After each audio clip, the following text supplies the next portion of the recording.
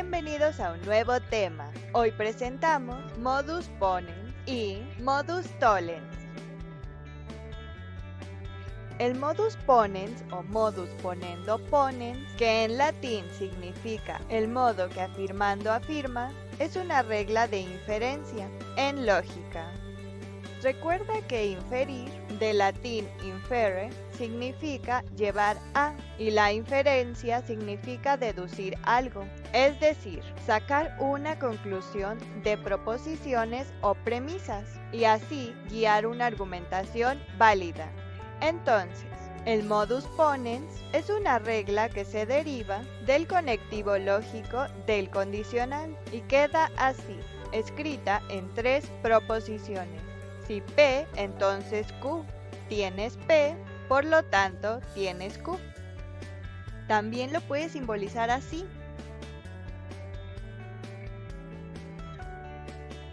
Estas dos serían las premisas y la última la conclusión. Y estos tres puntitos significan por lo tanto y simbolizan la conclusión. Como está en términos condicionales, uno depende del otro. Así que si P, entonces Q, y tienes P, tendrás Q. Si te das cuenta, el significado de esta regla te dice que afirmando afirma. Esto es afirmar el primero y así afirmar también el segundo. Ahora un ejemplo. La biología estudia la vida. Entonces, estudia las células de todos los seres vivos. Si tienes que la biología estudia la vida, por conclusión tendrás que estudia las células de los seres vivos. Y como condicional, si tienes uno, tienes el otro. Ahora, sustituyes las proposiciones por letras y tienes la forma del modus ponens. Por otro lado, el modus tollens o modus tollendo tollens es otra regla de inferencia, que en latín significa el modo.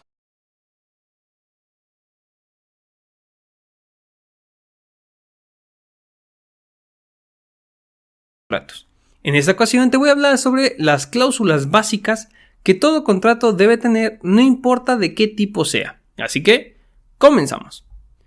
Empecemos por recordar que cuando una persona requiere un contrato, es para efectos de formalizar y dejar bien plasmado por escrito una relación. En este sentido, cada contrato puede ser tan único como cada situación en específico lo amerite. Sin embargo, existen algunas cláusulas que no pueden faltar en cualquier contrato. Comencemos por las declaraciones. Si bien las declaraciones son un preámbulo a lo que vendrá siendo el clausulado principal de un contrato, las declaraciones son importantes puesto que en estas se establecen datos e información importante, como por ejemplo en aquellos casos en los que una de las partes sea una persona moral, es importante tener en consideración que en la declaración se deberá establecer la información relacionada a las facultades del representante de dicha persona moral. Tomando otro ejemplo en consideración a una compra-venta de un inmueble, dentro de las declaraciones se puede establecer el antecedente de compra del vendedor o los datos de identificación del inmueble. La siguiente cláusula básica en todo contrato evidentemente debe ser la que especifique la obligación principal. En esta cláusula se debe establecer de forma clara qué es lo que los contratantes pretenden hacer, así como la contraprestación que implica. Es decir, en el caso más básico de una compraventa, el objeto es la entrega de un bien a cambio de un precio, siendo importante mencionar que en aquellos casos en los que exista un cumplimiento parcializado, deberá establecerse día, hora, lugar y forma en que dichos cumplimientos parciales se darán, y lo que nos lleva a la siguiente cláusula básica de un contrato, la pena convencional. En esta cláusula se debe dejar de forma clara la consecuencia en caso de incumplimiento. Esta pena convencional es conveniente que se encuentre establecida para ambas partes, ya que en un contrato bilateral es posible el incumplimiento por cualquiera de las partes que intervengan y una pena convencional debe abarcar el posible incumplimiento de todas las partes intervinientes en dicho contrato. Finalmente, otra cláusula básica es aquella en la que las partes puedan someter sus diferencias y conflictos a una determinada jurisdicción o bien incluso pactar un arbitraje. Esta cláusula es muy importante en todo contrato, ya que en relaciones personales que se dan en contratos, muchos códigos procesales establecen que la jurisdicción corresponde al domicilio del demandado, lo que puede ser un problema cuando se puede llegar a tener un cambio.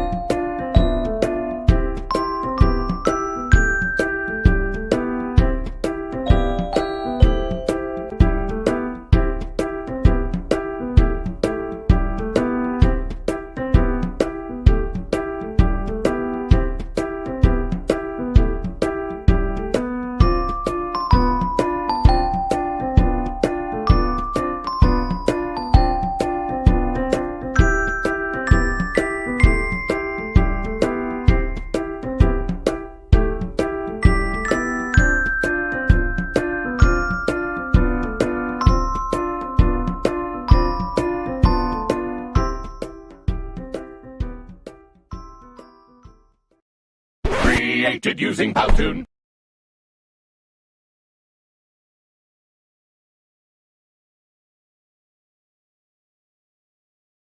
Ya, vamos a servir un vaso de bebida. Coloco un vaso, abro la botella, sirvo la bebida y ahora tú cierras la botella.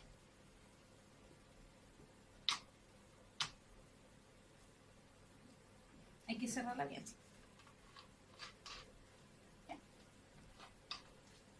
Entonces, coloco el vaso, abro la botella, sirvo la bebida y ahora cierro la botella. Muy bien, bien. Entonces coloco el vaso, abro la botella y ahora cierro la bebida. Y después tapo la botella. Muy bien. Excelente, Laura. Muy bien. Coloco el vaso y ahora abro la botella. Muy bien. Sirvo y tapo. Excelente, muy bien. ¿Y ahora qué tenemos que hacer? Pongo el vaso, abro, sirvo, tapo. Muy bien. Muy bien.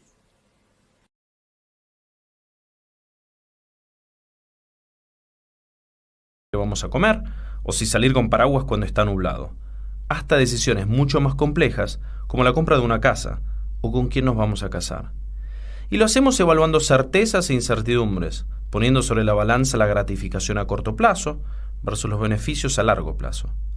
Pueden ser acertadas o no, pero por más simples que sean, la mayoría de las decisiones contemplan la posibilidad de que algo ocurra. Y la probabilidad de que eso ocurra es incierta.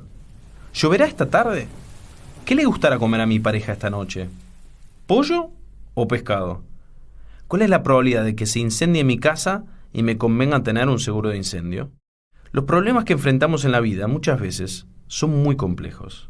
Es difícil analizar objetivamente todos los atributos, variables y posibles resultados de una decisión. A veces tampoco contamos con el tiempo suficiente para determinar cuál es la mejor alternativa.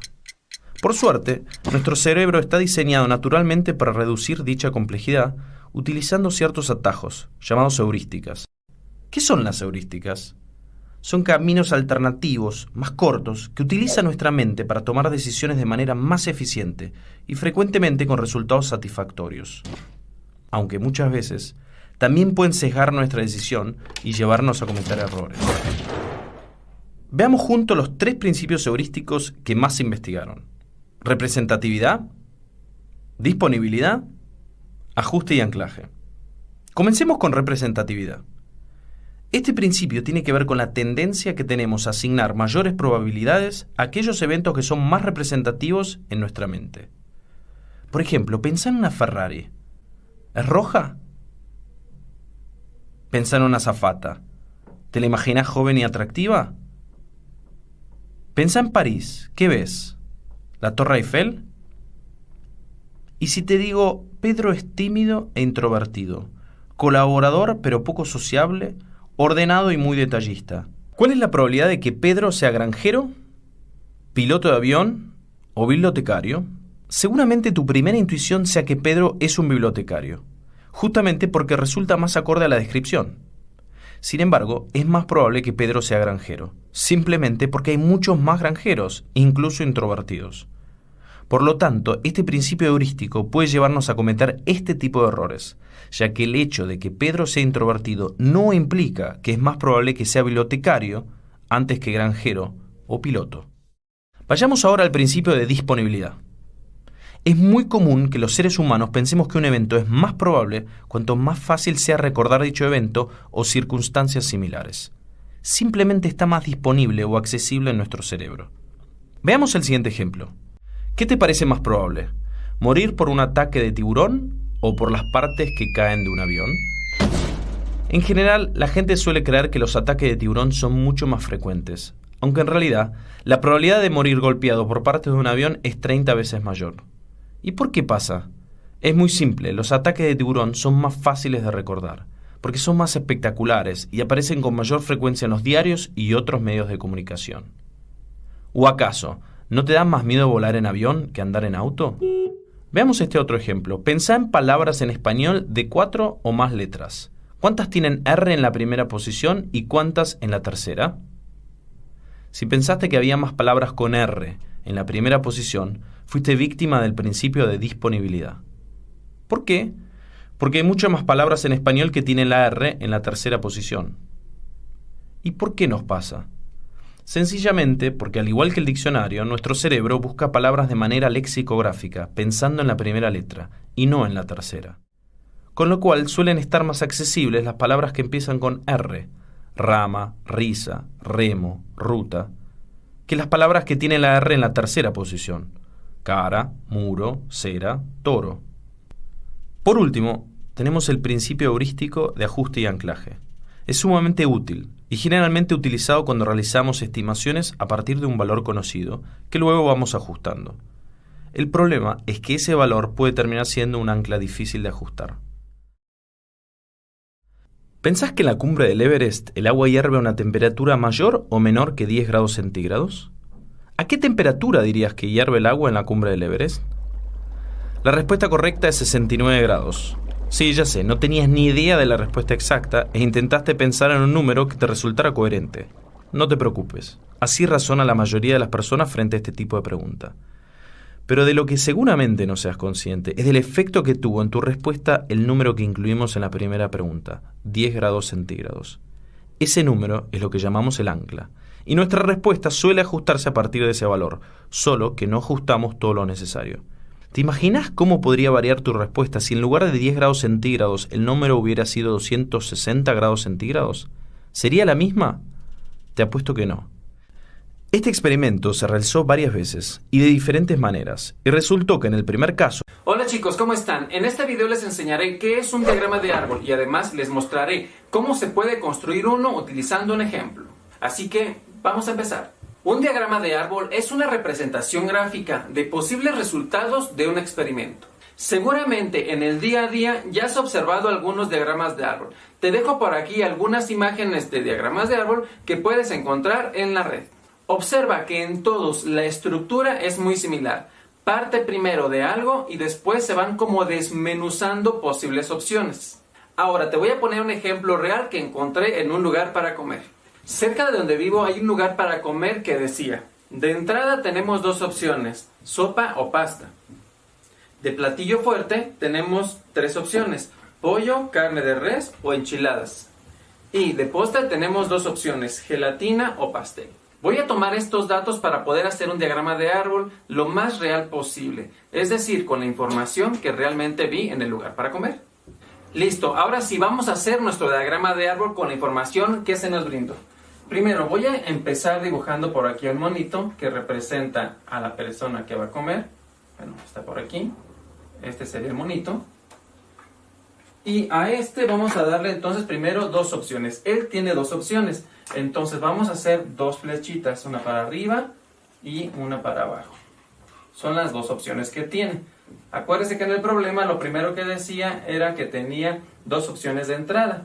Sus dos opciones era comer sopa o pasta. Entonces vamos a poner por acá sopa y por acá vamos a poner a la pasta.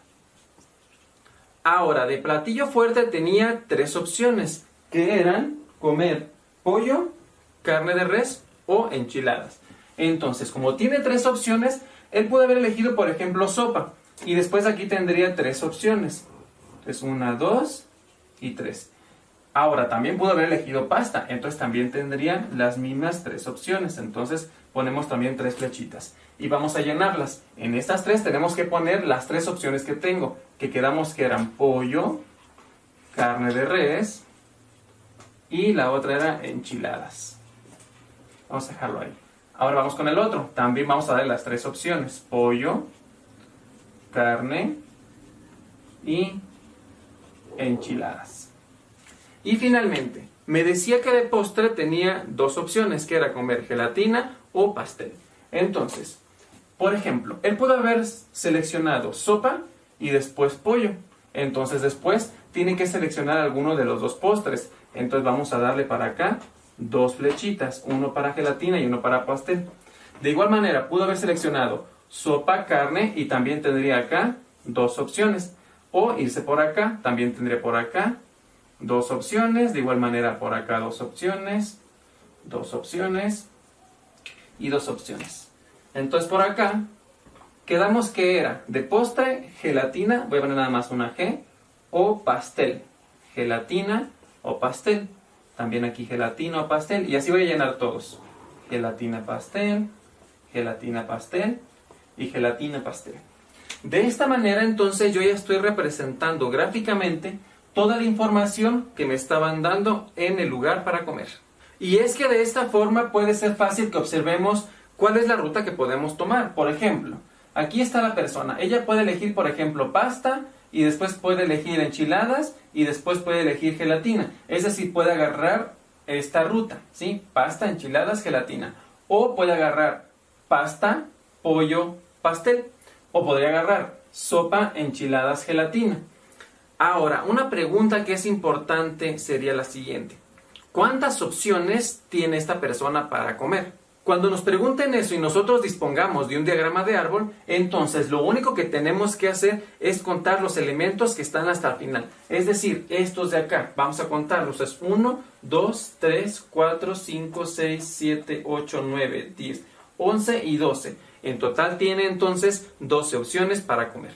Y una manera de validar si está bien, si son 12 opciones o no, es simplemente multiplicando la cantidad de opciones que tengo de cada cosa. Es decir, habíamos dicho que al inicio teníamos dos cosas para la entrada, ¿cierto? Entonces ya van 2 ahí. Después, habíamos dicho que de platillo fuerte eran 3 opciones, entonces sería 2 por 3. Y finalmente había 2 opciones de postre. Por lo tanto, tenemos que multiplicarlas y la operación resultaría entonces 2 por 3 por 2. Entonces 2 por 3, 6 por 2, 12. Y nos da lo mismo que hemos obtenido al sumar todos los elementos que están acá. Pues bien chicos, ya están listos. Ahora sí, a practicar.